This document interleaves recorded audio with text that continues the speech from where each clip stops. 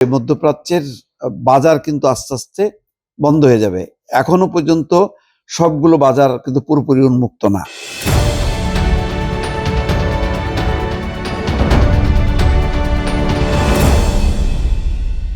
দর্শক, সুখবর একটা নিঃসন্দেহে, সেটা হচ্ছে 25 বাংলাদেশিকে ক্ষমা করলো আমিরাত।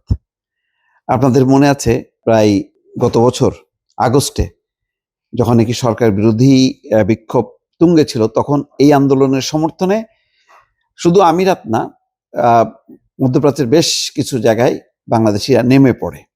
তখন তাদের মাথায় ছিল না সেই দেশের আইন কানুন কি হবে, কিন্তু এটা বিদেশিদের এই রাজপথে মিছিল, স্লোগান, সমাবেশ একেবারেই নিষিদ্ধ। এটা আমিরাতের নাগরিকরাও পারে না, সেখানে বাংলাদেশিরা যারা মানে বিদেশি তাদের দৃষ্টিতে, তো তারা সেই বিক্ষোভ করে। তখন বেশ কিছু নাগরিককে তারা আটক করে এবং সাথে সাথেই খুব দ্রুত সময়ের মধ্যে সাজা দেয়। এর মধ্যে বেশ কিছু বন্দীকে তারা মুক্তি দেয় ডক্টর মোহাম্মদ ইউনূসের অনুরোধে। আমিরাতের প্রেসিডেন্ট রাষ্ট্রপতি শেখ মোহাম্মদ বিন জায়েদ আল নাহিয়ান তিনি সরাসরি কথা বলেন, ডক্টর মোহাম্মদ ইউনূস আল নাহিয়ানের সাথে সরাসরি কথা বলেন এবং নোবেল বিজয়ী ডক্টর ইউনূসের সম্মানে তখন যারা কম অপরাধ করেছে তাদেরকে মুক্তি দেয়। আর বাকি ছিল 25 জন যাদের সম্ভবত যাবজ্জীবন কারাদণ্ড ছিল, এখন তাদেরকেও ক্ষমা করে দিয়েছে।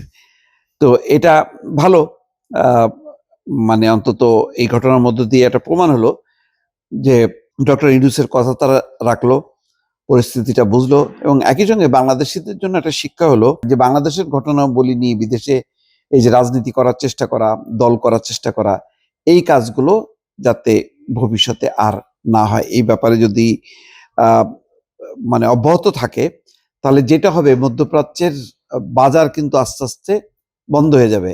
এখনো পর্যন্ত সবগুলো বাজার কিন্তু পুরোপুরি উন্মুক্ত না, কোথাও মুক্ত, কোথাও উন্মুক্ত। যেমন আমিরাতের বাজার একেবারেই উন্মুক্ত ছিল, এক সময় এমন ছিল যে ভিজিট ভিসায় নিয়ে সে কাজের ভিসা পাইতে পারত, পরিবর্তন করতে পারত। এখন কিন্তু বন্ধ হয়ে গেছে। এখন শুধু তাই না, এখন মানে পর্যটকরাও যেতে পারে না, এমন একটা কঠিন অবস্থা কিন্তু আমিরাতে।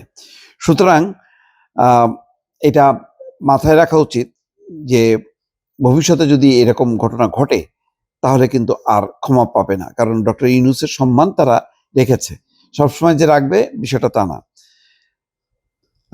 ইউ দূতাবাস জানিয়েছে, অর্থাৎ আমিরাতের দূতাবাস জানিয়েছে ক্ষমাপ্রাপ্ত 25 জন বাংলাদেশির সবাইকে মুক্তি দিয়ে দেশে ফেরত পাঠানো হয়েছে। এই মানবিক উদ্যোগ সংযুক্ত আরব আমিরাতের নেতৃত্বের করুণা, সহনশীলতা এবং ন্যায় বিচারের প্রতি অঙ্গীকারের প্রতিফলন।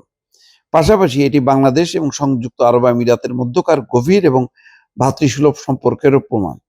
এর আগেও আমিরাত বিরল এক প্রতিবাদে অংশ নেওয়ার দায়ে দণ্ডিত বাংলাদেশিদের কয়েক দফায় ক্ষমা করেছিলেন দেশটির প্রেসিডেন্ট। প্রায় মনে হয় সম্ভবত 150-200 এই অবশিষ্ট ছিল 25 জন, তাদেরকেও মুক্তি দিয়ে দিল। দর্শক।